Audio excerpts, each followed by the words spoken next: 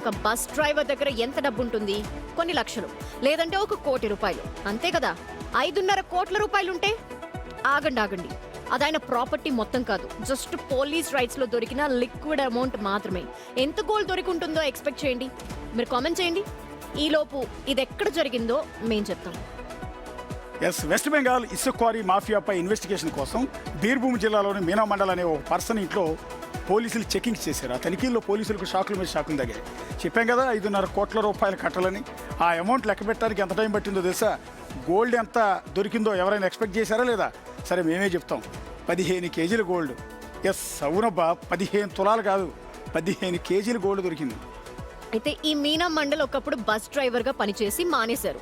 తర్వాత quarry business start చేశారు. ఈ సార్ మాఫియా డాన్ తులు మండల్ కి రిలేటివ్ అట. అది సంగతి. అందుకే ఈ సార్ కి స్పీడ్. ఆయన ఏకంగా 250 క్వారీలు ఇల్లీగల్ గా నడిపిస్తున్నారంటే సార్ రేంజ్ ఏంటో మనం కూడా అర్థం చేసుకోవచ్చు.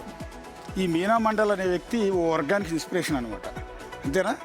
ఎలా దోచుకోవచ్చు. బస్సు డ్రైవర్గా పనిచేసి ఈ క్వారీలతో ఇన్ని కోట్ల రూపాయలు సంపాదించారు. 25 కేజీల గోల్డ్ ఏందండి, 5.5 కోట్ల క్యాష్ ఏంటి, అది కూడా లిక్విడ్ క్యాష్ మాత్రమే ఉంది. ఇంకా ఎంత కూడబెట్టారనేది కూడబెట్టాడు.